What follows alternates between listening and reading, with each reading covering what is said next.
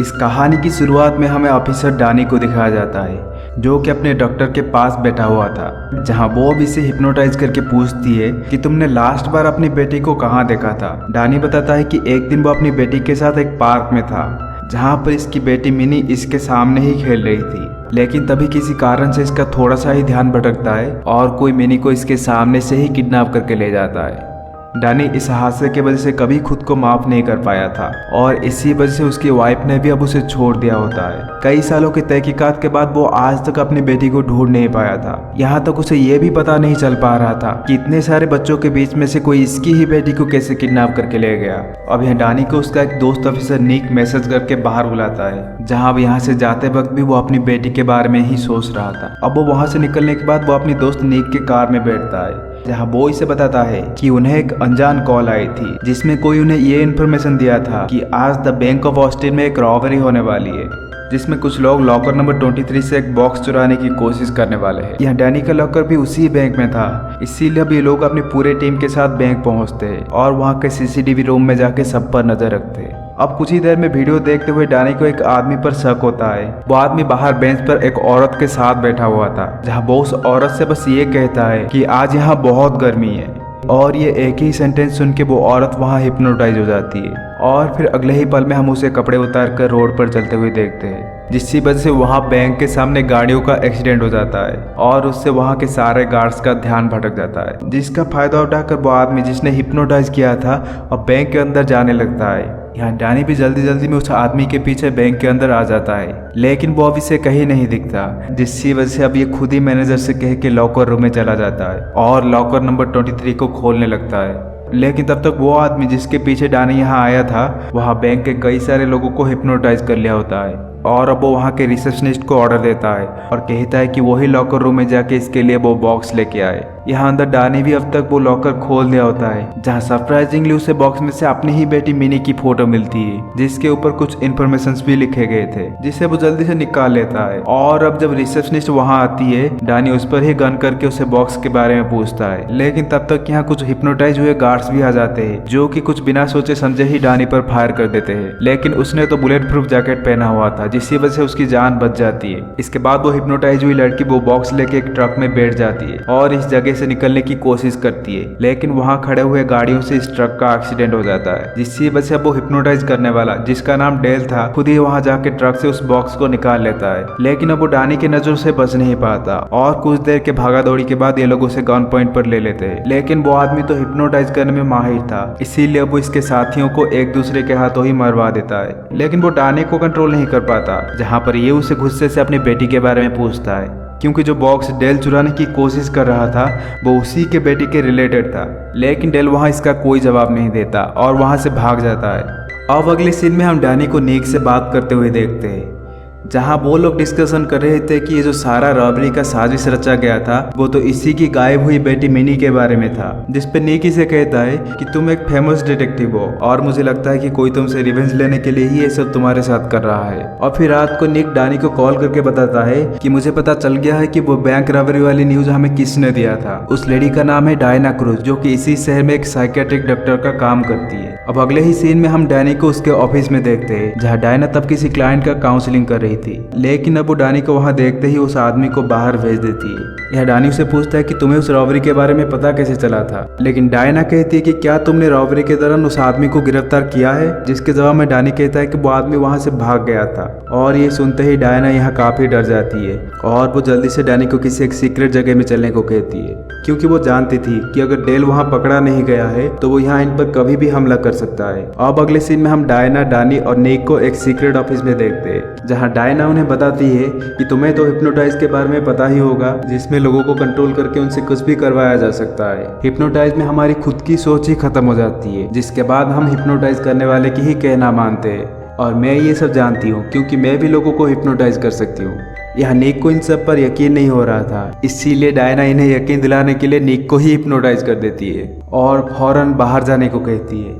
लेकिन जब निक बाहर जाता है, डेल इस पर कंट्रोल कर लेता है और इन दोनों पर ही हमला करने को वापस भेजता है। यहाँ अंदर डायना डानी से कहती है कि कुछ साल पहले अमेरिकी सरकार ने एक ऑर्गेनाइजेशन बनाया था जिसके सारे मेंबर्स को हिप्नोटाइज करने की स्किल्स सिखाया गया था। लेकिन डानी को इन सब बातों पर कोई इंटरेस्ट नहीं था। इसीलिए वो डायना से कहती कि वो उसे डेल के बारे में बताए ताकि वो जल्दी से अपनी बेटी को ढूंढ पाए। जिस पे डायना कहती है कि डेल ही वो आदमी था जो उस हिप्नोटिक ऑर्गेनाइजेशन को चलाता था, लेकिन वो हम सबसे बहुत ज्यादा पावरफुल था। इसीलिए उसने एक बार सरकार पर भी कंट्रोल करने की कोशिश की थी, जिसकी वजह से उनके पूरे ऑर्गेनाइजेशन को ही बंद कर दिया गया था। लेकिन अब वो शायद किसी और चीज के पीछे है और वो साथ में हमारे जैसे सारे हिप्नोटाइज करने वालों को मारना चाहता है। अब इतने में नीक वहां आ जाता है जिसके हाथ में अब एक गन था। ये देख के डायना समझ जाती है कि जरूर डेल ने अब इसको भी हिप्नोटाइज कर लिया है। डानी यहाँ नीक को जगाने की कोशिश करता है लेकिन वो तब भी नहीं रुकता, जिसकी वजह से अब इसे उसके पैर में गोली मारना पड़ता है। लेकिन तब भी वो इन्हें मारने की ही कोशिश करता है, इसीलिए अब डायना को उस पर गोली चलानी ही पड़ती है और वहाँ नीक की मौत हो जाती है। अब अगले सीन में हम इन दोनों को अमेरिका से मेक्सिको भागते हुए देखते हैं, क्योंकि वो लोग पुलिस ऑफिसर्स थे और उनके डिपार्टमेंट को पता था कि नीक और डानी आखिरी बार साथ में ही गए थे। अब यहाँ ये दोनों एक होटल में जाते हैं, लेकिन वहाँ का मैनेजर इनको पहचान लेता है, जिसकी वजह से डायना अब उसे हिप्नोटाइज कर लेती है और ये दोनों बाहर भागते हैं। लेकिन वहाँ बाहर तो अब डेल पहुँच गया था, जो कि कुछ और पुलिस वालों के मदद से इन्हें फिर से मारने की कोशिश करता है, लेकिन इस बार भी ये दोनों उनसे बच जाते हैं। इसके बाद डानी और डायना जेरेमी नाम के एक बंदे के पास जाते हैं, जो कि पहले भी डेल की ऑर्गेनाइजेशन का पार्ट रह चुका था। यहाँ डानी उसे अपनी बेटी के बारे में पूछता है और कहता है कि हमें अब तक इस बात का जवाब नहीं मिला है कि मेरी बेटी की फोटोज लॉकर में क्या कर रही थी। जिस पे जेरेमी कहता है कि मुझे दिखाओ कौन है तुम्हारी बेटी। लेकिन तभी डायना उसे फोटो देने से इनकार कर देती है, क्योंकि उसे पता चल गया था कि ये जेरेमी नहीं डेल है। दरअसल तब से इनके सामने डेल ही बैठा हुआ था, जो कि इस बार इन दोनों के भी दिमाग को कुछ हद तक कंट्रोल करने में कामयाब हो गया था, जिसकी वजह से वो इनके सामने होते हुए भी इन्हें जेरेमी ही दिख रहा था। लेकिन टाइम रहते ये दोनों उसके हिप्नोटाइज से बाहर आ जाते हैं और उसके इन पर हमला करने से पहले ही यहाँ से भी भाग जाते हैं। इस बार डेल ने इस शहर के कई सारे लोगों को हिप्नोटाइज कर दिया होता है, जिनसे बचते हुए ये दोनों एक बाइक से भागने लगते हैं। लेकिन तभी डानी को बहुत अजीबोगरीब विजन्स दिखाई देते हैं, जिससे अब वो बाइक को कंट्रोल नहीं कर पाता और ये दोनों गिर जाते हैं। अब यहाँ के हिप्नोटाइज हुए सारे लोग फिर से इन्हें पकड़ने के लिए इनके पीछे भागते हैं और कुछ देर में इन्हें पकड़ भी लेते हैं। जिसके बाद अब वहाँ पर डेल आता है और फिर से डानी को हिप्नोटाइज करके उससे उसकी बेटी की इन्फॉर्मेशन निकालने की कोशिश करता है। लेकिन तभी यहाँ के सारे लोग जो डेल के कंट्रोल में थे अब उसको ही गन पॉइंट पर रख के वहाँ से ले जाते हैं, जो देख के डायना बोलती है कि ये कैसे हुआ, ये किसने किया। मुझे तो लगता था डेल की हिप्नोसिस को दुनिया में कोई भी काट नहीं सकता। जिसपे अब डानी कहता है कि ये मैंने किया था, लेकिन मैं भी एक हिप्नोटिक हूँ, ये मुझे याद कैसे नहीं था। फिर इसके बाद डानी कहता है कि तुम्हारे पुराने टीम का कोई तो होगा जो मुझे ये सब समझा पाएगा, क्योंकि मुझे अब ऐसे लगने लगा है कि मैं खुद को ही नहीं जानता। अब ये सब क्यों और कहाँ से कैसे शुरू हुआ था, इस बात का पता लगाने के लिए लोग रिवर नाम के एक बंदे के पास जाते हैं, जो कि पहले भी डायना के साथ हिप्नोसिस सीखा करता था। अब यहाँ रिवर उन्हें अपनी बेसमेंट में लेके जाता है, जहाँ पर उसने अपने सारे सेटअप्स को लगाया हुआ था। यहाँ डायना उसे बताती है कि डेल जो कभी इनके ऑर्गेनाइजेशन का हेड हुआ करता था, अब किसी न किसी कारण से डानी की बेटी के पीछे लगा हुआ है और साथ में अब डानी को भी उसके पास्ट के बारे में कुछ ठीक से याद नहीं आ रहा है। इसीलिए हम चाहते थे कि तुम इन सब के बारे में रियल डाटा बाहर निकालो। अब यहाँ रिवर इंटरनेट में उनके ऑर्गेनाइजेशन का सारे पुराने फाइल्स को चेक करने लगता है, जहाँ पर इन्हें पता चलता है कि डेल जो लड़की को अब ढूंढ रहा है वो अब तक की पैदा हुई सबसे पावरफुल हिप्नोटिक थी, जो कि एक साथ हजारों लोगों को कंट्रोल करने की ताकत रखती थी। और ऐसा इसलिए क्योंकि उसके माँ बाप दोनों ही पावरफुल हिप्नोटिक थे। जो बात सुनते ही डानी और ज्यादा कंफ्यूज हो जाता है। फिर रिवर से इसकी वाइफ के बारे में सर्च करने को कहता है और जब उसकी डिटेल्स निकालता है इन लोगों को पता चलता है कि वो सच में एक हिप्नोटिक थी और डेल के उस ऑर्गेनाइजेशन का भी पार्ट रह चुकी थी। यहाँ डानी को तो इन सब पर यकीन ही नहीं हो रहा था। वो सोचता है कि उसे अब क्या हो गया है, क्योंकि उसे उसकी बीवी के बारे में पता नहीं, उसे उसकी बेटी के बारे में पता नहीं, यहाँ तक कि अब उसे खुद के अतीत के बारे में कुछ याद नहीं है।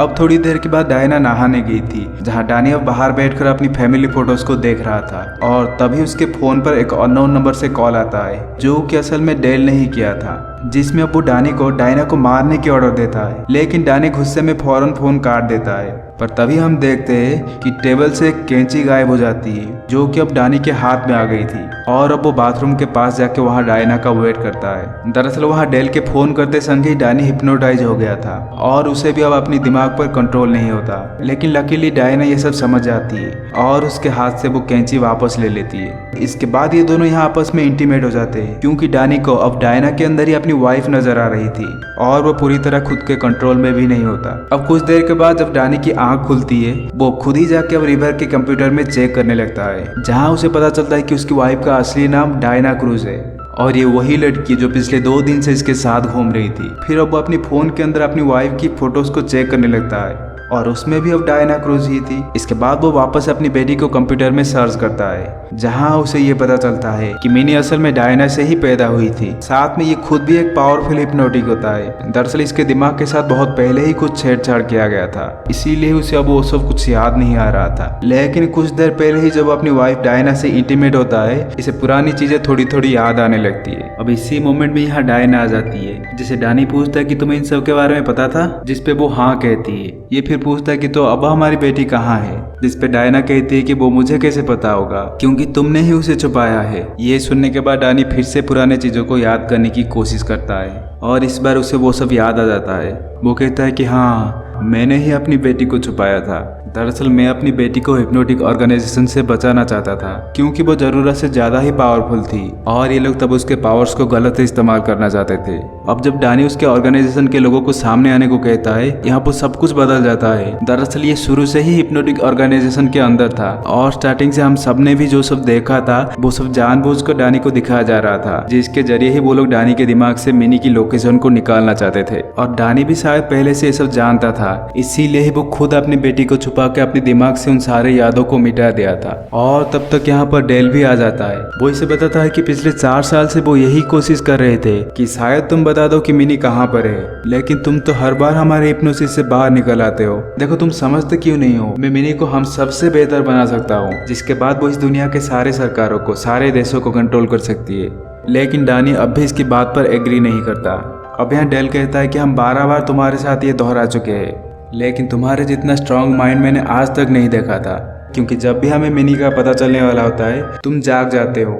यहाँ डायना भी कहती है कि प्लीज बता दो हमारी बेटी कहाँ पर है, लेकिन डानी डायना को भी मना कर देता है। ये सुनने के बाद डेल के पास और कोई ऑप्शन नहीं रहता और वो लोग फिर से डानी को बेहोश करके 13वीं बार एक्सपेरिमेंट के लिए रेडी होते हैं। और ऐसा होते ही हम डानी को फिर से एक डॉक्टर के पास देखते हैं, जहाँ वो बैठकर अपनी बेटी के बारे में बात कर रहा था। फिर वैसे ही वहाँ उसका दोस्त का मैसेज आता है और वो उसके साथ चला जाता है। दरअसल यहाँ वही चीज को रिपीट किया जा रहा था जो हमने मूवी के स्टार्टिंग में देखा था, लेकिन इस बार डानी बिल्कुल होश में होता है और उसे पता होता है कि ये सब कुछ सच नहीं है, पर फिर भी वो उनके हिसाब से ही एक्टिंग करने लगता है। लेकिन जब इन्हें बैंक के बाहर डेल का पीछा करना था, डानी वहाँ उसका पीछा ना करके एक गाड़ी लेके वहाँ से भाग जाता है, जिसकी वजह से अब ये सभी के सभी उसके पीछे जाते हैं, जहाँ डेल भी अब अपने गार्ड्स के साथ एक हेलीकॉप्टर में उसका पीछा करता है। डानी अब जंगल में बने हुए एक सीक्रेट घर में जाता है, जहाँ पर उसके मॉम डैड रहा करते थे। दरअसल वो अपनी बेटी को उन्हीं के पास छुपा के चला गया था। यहाँ तक कि डानी के मॉम डैड के बारे में डायना को भी पता नहीं था, इसीलिए वो जगह ही मिनी के लिए सबसे सेफ जगह था। अब यहाँ डानी घर के अंदर जाता है, जहाँ हमें पहली बार इसकी बेटी मिनी को दिखाया जाता है, जो कि इतने दिनों के बाद अपनी डैड को देख के बहुत खुश होती है। लेकिन इतने में ही डेल और उसका पूरा टीम वहाँ पहुँच जाता है, जहाँ डानी के मॉम डैड उन्हें रोकने की कोशिश करते हैं, जिसपे डायना उन्हें समझाने की कोशिश करती है और कहती है कि तुम लोग जो कोई भी हो प्लीज हमारे बीच में मत आओ। लेकिन वहाँ डेल तो बहस करने की मूड में ही नहीं था और वो अपने आदमियों को कह के उन दोनों को मरवा देता है। अब उनके मरते ही डानी बाहर आता है और डायना से कहता है कि क्या तुम वही औरत हो जिससे मैंने प्यार किया था, और क्या हमारी बेटी को भी तुम इन लोगों के जैसे बनाना चाहती हो। जहाँ तभी घर के अंदर से मिनी भी बाहर आ जाती है। डायना वहाँ अपनी बेटी से मिलकर बहुत खुश होती है, जहाँ पर मिनी अपने मॉम से कहती है कि अब से आपको किसी और के कंट्रोल में रहने की कोई जरूरत नहीं है। और इसके बाद वो डेल के आदमियों की तरफ देखती है, जिससे वो सभी के सभी अब मिनी के कंट्रोल में आ जाते हैं और एक दूसरे को ही शूट करके मार देते हैं। जहाँ डेल भी चाहकर उन्हें रोक नहीं पाता, क्योंकि मिनी डेल से भी कई ज्यादा पावरफुल हिप्नोटिक थी। दरअसल ये सभी कुछ डानी का ही प्लान था और वो अपनी 13वें ट्रायल के दौरान उनके सारे टीम को यहाँ लेके आना चाहता था, ताकि एक साथ इन सबको खत्म किया जा सके। और इसका ये प्लान अब कामयाब भी हो गया था। इसके बाद वहाँ डानी के रियल मॉम डैड भी आते हैं और जो पहले वाले थे वो सब मिनी की हिप्नोसिस के कारण उन्हें दिखाई दे रहा था, जहाँ ये सब भी करने के लिए घर के अंदर उसे डानी ने ही कहा था। अब इसके बाद मिनी यहाँ डेल को भी पूरी तरह कंट्रोल कर लेती है और उसे अपने हाथों ही मरवा देती है, जहाँ उसके मौत के साथ ही यहाँ सब कुछ ठीक हो जाता है और इसी सीन के साथ ये मूवी भी खत्म हो जाती है।